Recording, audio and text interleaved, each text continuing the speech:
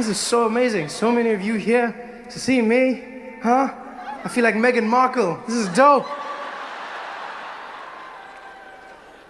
That was like the most amazing experience. I didn't know that the royal wedding was going to be this weekend. I didn't know it was going to be today. I planned my show long before them. I knew that I loved you before he knew. That's what I'm saying. I planned our big day long before they planned theirs.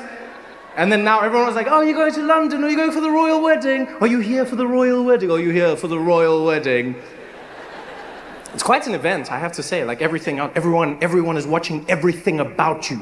All the stories people would talk about, because you're watching it all over the world. They're like, yes, Meghan Markle. Yes, she isn't the typical royal. Yes. She isn't the typical royal. What we mean is, yes. Typical royal. She comes from an unconventional family. Yes, very different family.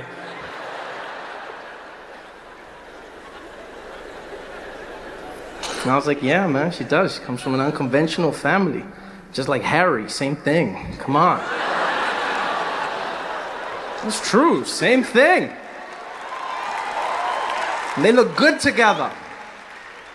It was beautiful. Everyone was stressed out about it. Meghan Markle's family was in the tabloids, the Daily Mail, trying to destroy their lives.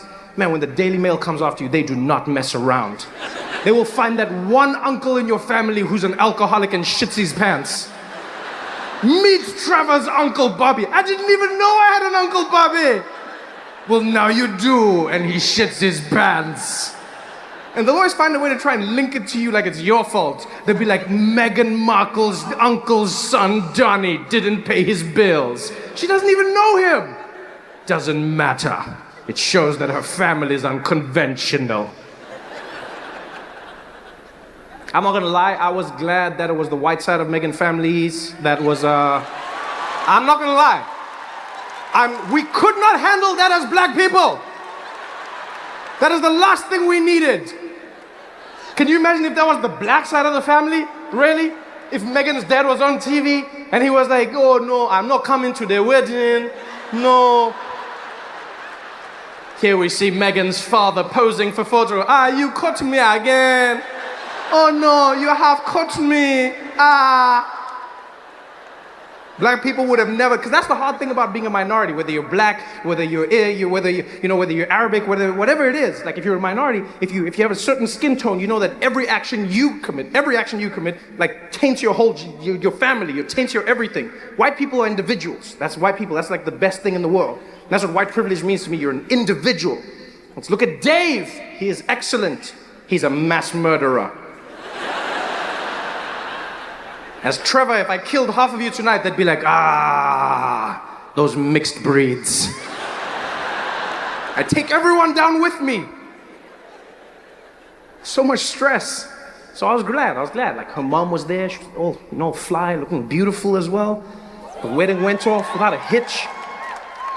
And my favorite thing was how the British media talked about how black the event was. And I understand it. Here's the thing. This is like one of those things where I understand, like they want to talk about it because you're not used to having like a black wedding, right? But so like everyone today, I had like CNN contacted me and they're like, Trevor, would you mind speaking about the wedding and really all the black performers? There was a black cellist and there was a black choir and a black pastor. How do you feel? Black? I don't know how I'm supposed to feel. How do you respond to that question? How do you feel about, I don't know how I feel, it's a wedding. I don't know, what do you want me to say? That's a normal wedding. I wasn't watching that wedding being like, whoa, there's black. So much blackness, another one. It's a wedding, what do you want me to say? It's people. And also I feel like people go too far. That's where you realize that there's not enough like diversity in your world, is if you think that made it a black wedding. Let me tell you something, a black cellist has cancelled itself out. If you have a black person playing the cello,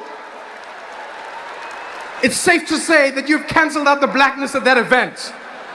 That's the safest way to introduce blackness into your family. Daddy, I'm dating a black man. What? He plays the cello. All right, bring him in. Even white people think a cello is white. When you walk in with a cello, white people also like, well, what the hell is that, man? It was like it's a black wedding. It wasn't a black wedding, it was just a wedding. It was a beautiful, beautiful wedding. If it was a real black wedding, it wouldn't have ended. That's a real black wedding. It would never end. If it was a real black wedding, Prince's Nigerian uncle, he would have found like Harry's Nigerian uncle, he would have been in the carriage with them. I'm not paying for this carriage, I'm not riding in it, huh? You want to ride alone, Harry? You want to drive alone? Let me tell you something, huh? Let me tell you something. We are all getting in this carriage, eh? Every single one of us. And if we all get in the carriage, there's space for everybody. Don't be like that, Harry, huh? This is your family's day. This is not just your day, huh? When you were a little boy, who was there for you, huh? Who was there? That I was here, eh? I was there. Uncle Adebayo was there for you, Harry. Don't be like that, huh? Don't be like that. Huh? Where do you think you got your ball spot from, huh? Where do you think you got that from? That's a black wedding. This was just a wedding that included black people. That's all it was. And it was beautiful. It was beautiful to see all the celebrities showing up, all the famous people. They sang God Sing the... I never noticed that when they sing God Save the Queen doesn't sing. Which I understand. I mean, I feel like that would be a little bit weird. Like, she knows. Like, which is... Like, that's what I like about the Queen. I'm not gonna front. Like, she has a gangster vibe about her. Like, she's gotten to that point where she's like, yeah, I'm the Queen, I'm over it, let's keep it moving. She doesn't act like someone who's the Queen anymore. She's just like, I'm over it, I'm the Queen. And so everyone's standing like, God save our Jesus Christ, and she's like, yeah, I know, save me, I know. I'm not gonna sing it for myself. Call me like, save me, oh, save me. She's like, I don't need you assholes to save me. I drive myself. It was such a beautiful day, every single piece of it. It was wonderful seeing the people in the streets. Everyone had a smile on their face. You know, everyone was happy because like Harry's popular. He's popular in Southern Africa. He's popular in the UK. He's got that cool vibe about him. You know, Meghan Markle as well. He inspired people. The only weird thing in the wedding for me was they had a black pastor, right, African pastor, and this was like, it was weird in a good way. He started giving a sermon, and he started talking about Martin Luther King, and then he started talking about slavery. And I could see in that moment, there were people in the audience who were like, God save the Queen, God save the Queen. Somebody stop this man, God save the Queen.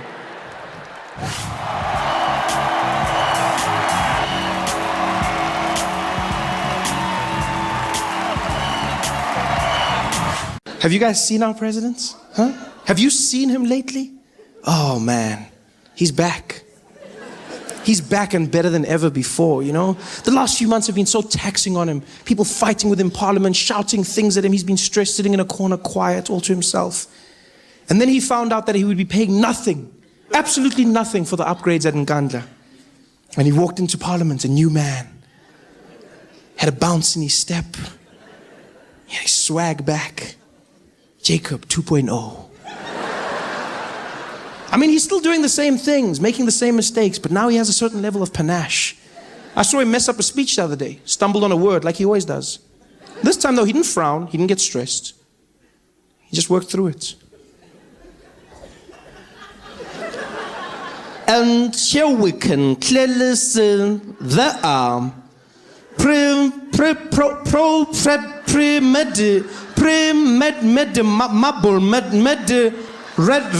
red marble.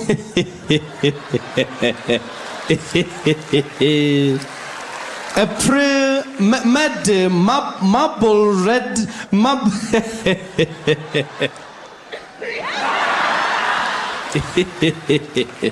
A premeditated. Just came back and he handled it. I love how he just stepped away and did the cutest little, I don't even know what he was doing there. He just does like a little, almost like he's just moving his brain to the other side of his head. Like he knows when it's in the wrong place, it doesn't, he just shook it up. And he came back in. Even the way he handled the scandal was powerful. We thought for sure that Nkandla would be his downfall, and yet Jacob Zuma took something so serious, he turned it into a joke and threw it back in our faces. where we are clearly living in a place where there is a poverty of politics, people asking questions, but they don't want answers, questions, more answers. We're investigating, they ask again, questions, more answers. Then in Parliament, we're here, point of order, yes, Nkanja.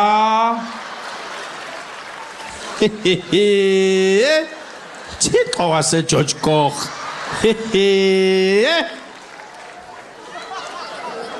Who's this guy? Huh?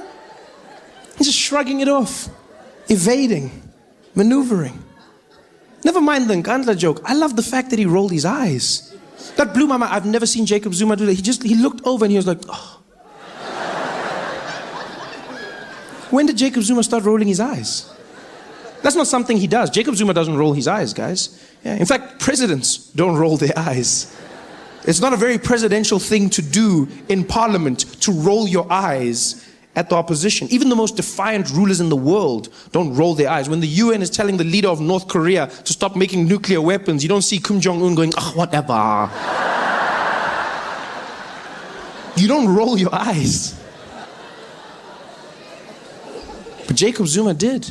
And he did it in style. I want to know where he learned it, how he learned it. Has he been doing this for a while? Yeah, because rolling your eyes is part of an attitude. You don't just roll your eyes. If you roll your eyes, you got that sass, you bitchy, you know? Is he doing more than that?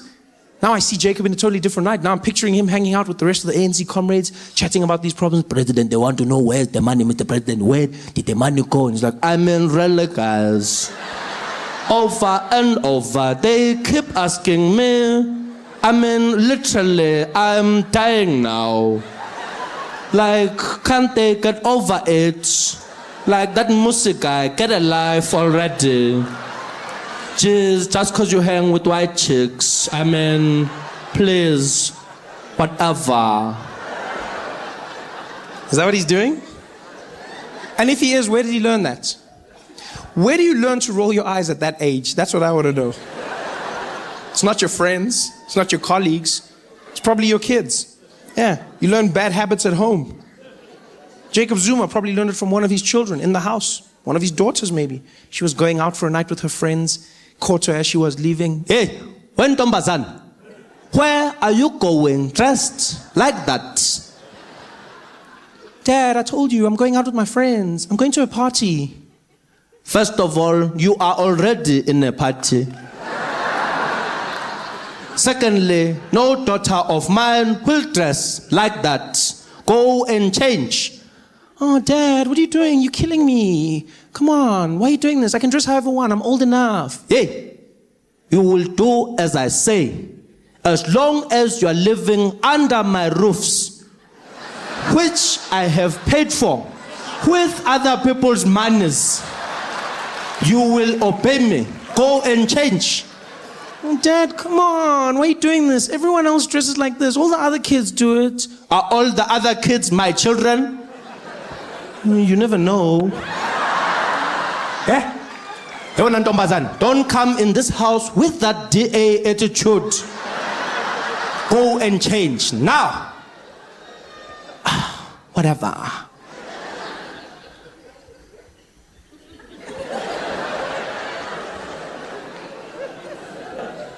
What was that? What did you just do? I didn't do anything, Daddy. Don't lie to me. I saw it. You did something with your eyes. It looked like the Undertaker. But they came back. What was that? I just rolled my eyes, Dad.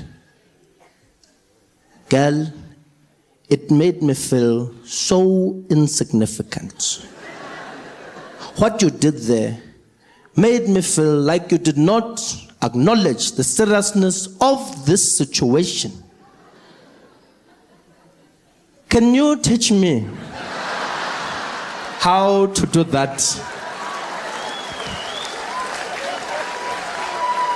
Yeah, like It's easy. Like, you just roll your eyes. If someone says something you don't like, then you're just like, whatever. Whatever. No, Dad, whoa, that's too much. It's too much. You just gotta loosen up, you know? Just be like, whatever. Whatever. I think I got it. No, you don't have it, Dad. You're rolling your head. You're supposed to roll your eyes. And my eyes are where? Exactly. And he was off. Ready to roll, baby. Hey guys, thanks for watching. Make sure to subscribe to my channel so you can win cool prizes. And by prizes, I mean surprise. There's no prizes. It's a free YouTube video, you greedy. Just click the video, man. Why you want free things on free things? Do you guys have any questions or anything? You do? What took me so long to get to Baltimore? The traffic. No, I'm joking. Because the show was postponed. Yeah, so we had some knock-on postponements because I think one was COVID. Was it what? Was it Chris Rock? I like you. What's happening? Like, bring me into your world. Wait. Tell me more. The week I was supposed to perform in March.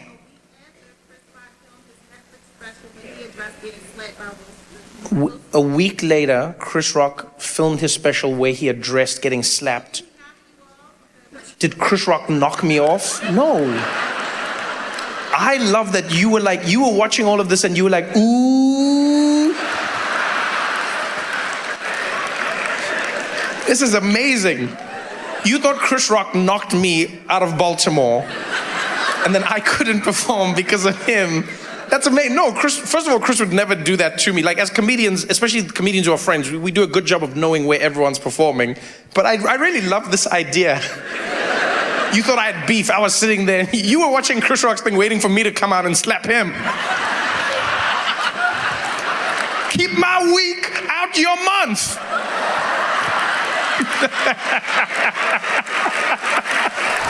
So you from here, and then I'm assuming you as well. Who drove in? It's amazing to hear the difference in pitch. When I said who's from Baltimore, I was like, woo. And then who drove in, you're like, woo! We get to leave. You had a very different tone and pitch. No, I've had a good time. You know, the aquarium was fun. You know, yeah. The aquarium's beautiful. Took like a walk. There's a lot of history out here as well. Like everywhere you go, you're like, damn, that happened here. That person's from here. This thing, you're like, wow. It's pretty impressive. You know, a lot of it historical, but still, you know. No, it is pretty impressive. First black governor. Congratulations.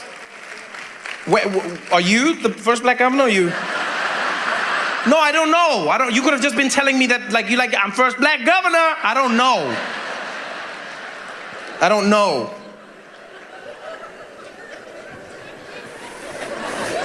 When was the first black governor? Now? That's pretty wild.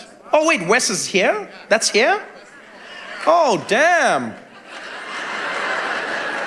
Oh, I wondered where Wes was. Okay. Oh, damn. It's pretty wild that in 2023 there's still like first black anything. No, you would have thought by now that would just be like, you know, second. Oh, there we go. Damn, that person's like, he's the second! I am the first! Like how we've got all the governors here. Me, damn you! Don't you dare steal my legacy! You look very tall, Jordan. You play basketball? Football. Oh, okay, that makes sense. You know, there's a weird statistical. It's basically just like a rule in America. Once you are above a certain height, I think it's like 6'5" or 6'6", then statistically you are a pro athlete in one of the sports.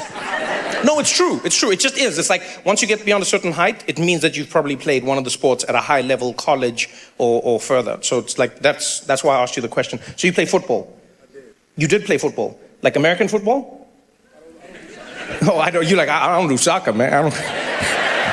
I like that. I don't do soccer. Not I don't play soccer. Not I haven't played. I don't do soccer.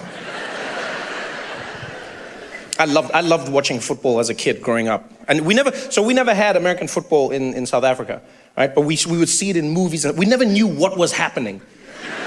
Like it was amazing, because we'd like watch it on TV, like, and we wouldn't see the full games. There would just be moments, and sometimes in movies, and then we would try and do it ourselves, because we loved American culture. And then we would just like stand there together as kids, and we're like, "No, Denby! No, Denby! Yap, yap, yap, yap, yap."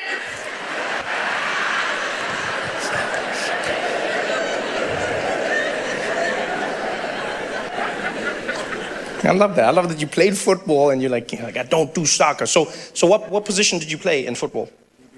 Say again? DB. Cornerback.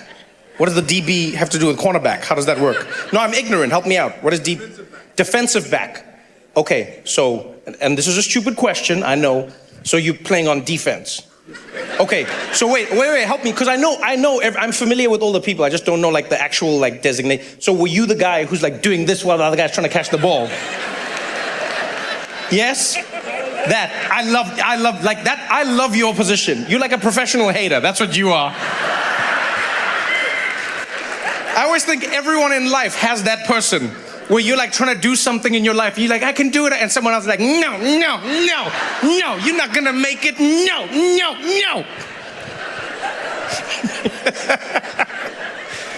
It's such a fun position. I actually think that's the best position, because if you're catching, it's stressful. You gotta catch the ball. You gotta do the whole thing with your tippy toes every time you get it. That's my favorite moment in football. Like, it's my favorite moment, because football has the most range of any sport I've ever seen, right? It's like, in the beginning, it's like, hot, yeah, boom, bah. But then when they catch the ball, it's always like, ah. I love that. It's adorable. It's such a beautiful range. It's like a little tippy toe thing at the end. But your job is fun. Because your job, you don't have to like catch the thing. You just have to run really fast and then just like get the guy. I like that. Were you good?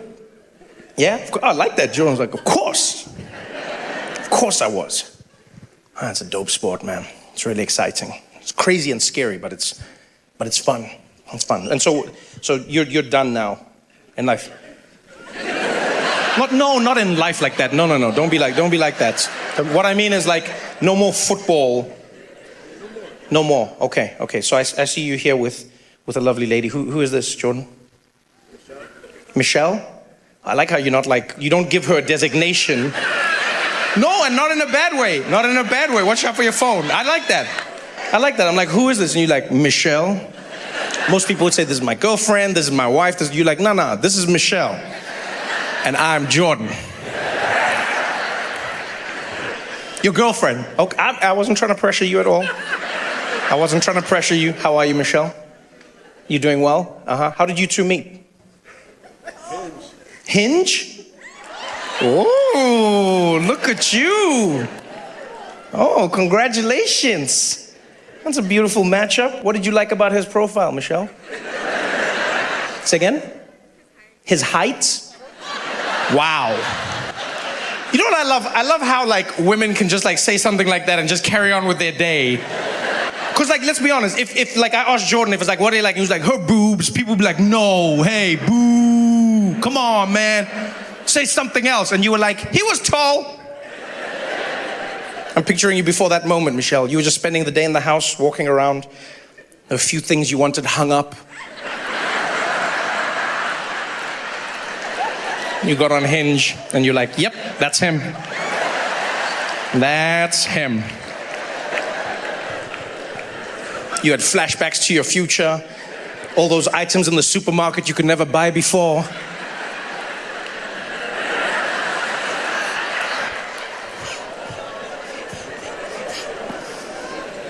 That's adorable. So what was it for you, Jordan? What did you like? Say again? Personality. Look at this guy. Huh? Look at that.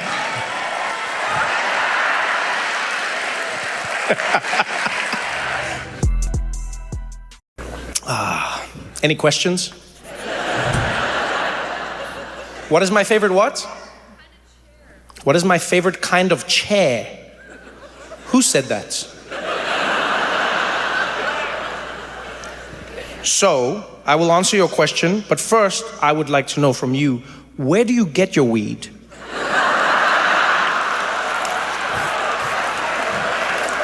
That is one of the wildest questions any human being has ever asked me in my entire life.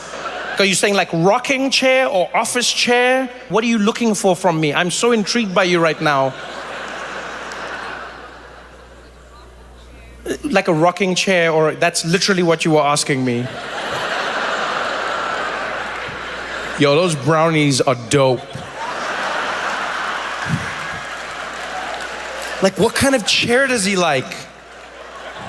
Like, I just want to know. I do like rocking chairs. My favorite chair is a swinging chair. Any chair that's suspended on like a chain and then swings, I like. But not a bench, the chair. Like, you know, it's just like you in the chair and then it swings. I like those. But I also like rocking. Any chair that moves when it's supposed to move is my favorite kind of chair. Yes. All the others I do not pay much attention to. But now that we've had this conversation, everywhere I sit from now on, I will think of you. What is your name? K-H-U-S-H-I. Oh, K-H-U-S-H-I, Kushi. I'll think every single time I sit. I will think of Kushi now. Did you say something? Did you get a house yet? Did I get a house yet? No, I didn't. Thank you for asking. Thank you. I didn't. No, I sold my place a while ago, thinking I would then move to another place, and then interest rates did a thing, and then people were like, "We don't want to sell our houses." And I was like, "But I sold mine," and they were like, "Well, that's your problem." And then I've been looking for houses ever since. It's weird, man. Looking for houses. You know what? Like, it's like another market. Just the whole thing feels like scammy. You know? It just feels scammy. It's made me, I've been doing it for so long that I question everything now. Even the concept of home ownership. Because in America, like the dream they'll sell you, they're like, you want to own your home. And you're like, why? And they're like, because this is your wealth. Because this is the financially savvy thing to do. But then when you look at the numbers, you're like, why does it feel like I pay more than if I rent? When they're like, yeah, don't worry about that. This is the better one. Because if you rent, you waste money. You pay every month. But if you own it, you pay every month. And when things break, you have to fix it. And you can never leave unless somebody wants to take it from you. But they don't. They do not. What's real estate like in Seattle? Is it, Yeah, see, all of you are just like, yeah, good luck living anywhere. You'll sell me your house? I love how quickly you said that. You're like, I'll sell you my house. I'll sell you my house. That's the weird thing with real estate. You don't want anybody's house if they're selling it. No, nobody wants to sell a good house. That's the weird thing, right? Real estate is almost like relationships.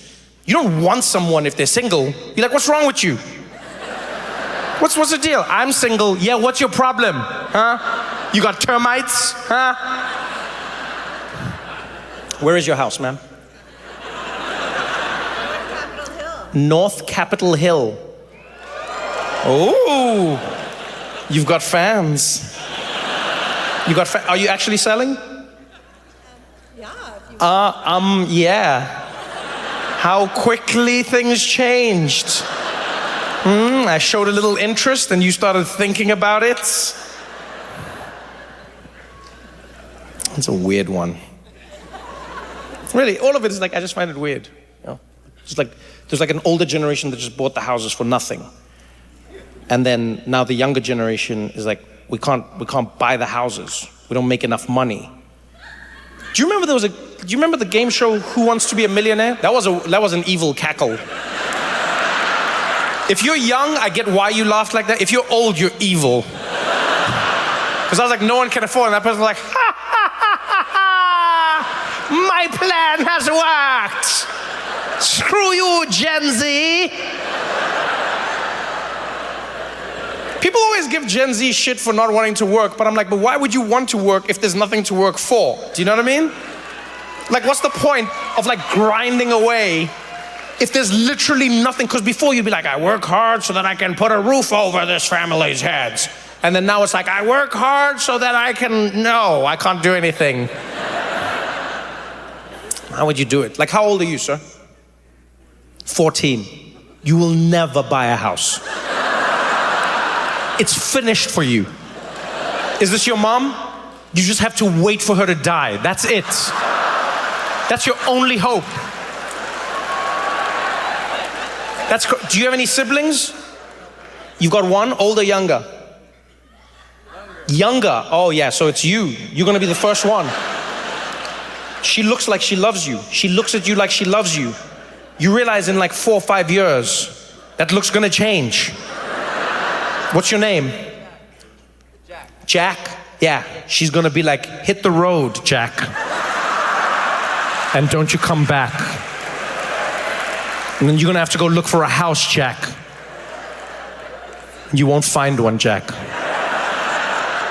And then your mom's gonna be like, I worked and I got this house, you can do it too, but you can't, Jack, she's lying to you.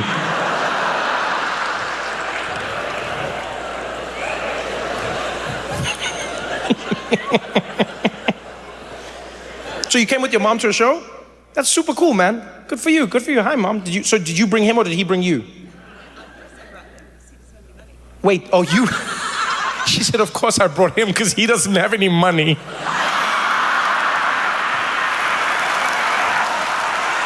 Damn, Jack, you got burned. I want to live in your house, Jack. You got a mom roasting you like that? Oh, man. Oh, damn, I can't imagine your life, Jack. Just walking around. People are like, oh, where's your house, Jack? She's like, oh, he doesn't have one. He lives with me, broke little bitch. No, it's good, Jack. It'll toughen you up. It'll toughen you up. Do you own the house, Mom? You do. Congratulations. So are you going to hand it down to them? Wow, she paused. Damn, Jack. She was like, Damn, Jack. Say again? He wants to live in LA. Jack, you will not get a house, Jack. What are you not understanding, Jack? Why do you want to live in LA, Jack? Well, I also want to live in San Francisco. You also want to live in San Francisco? Jack, do you ever go on Zillow and see what's happening in these places? Shit is real in these streets, Jack. You're like picking dream location. You know there used to be a game show called Who Wants to Be a Millionaire, Jack? And that game show was successful because people were like, if you're a millionaire, you can do things. You know why that game show doesn't exist anymore, Jack? Because a million doesn't do shit, Jack. Nothing, Jack. You want to live in San Francisco and LA? In a house, Jack? What are you going to do for a living, Jack? You want to play professional basketball? Okay, that's the right idea. That is the right idea, Jack.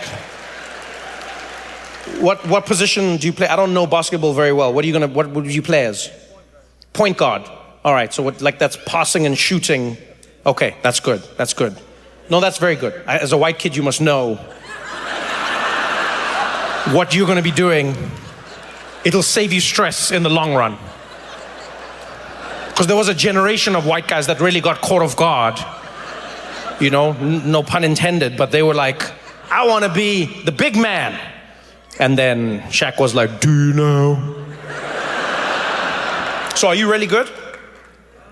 Oh, mom says you're really good. Okay, she didn't roast you there, right? No, really. She was like, How long have you been playing for? That's a good question.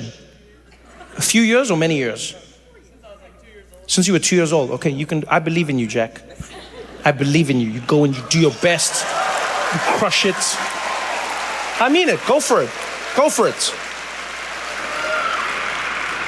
Go for it.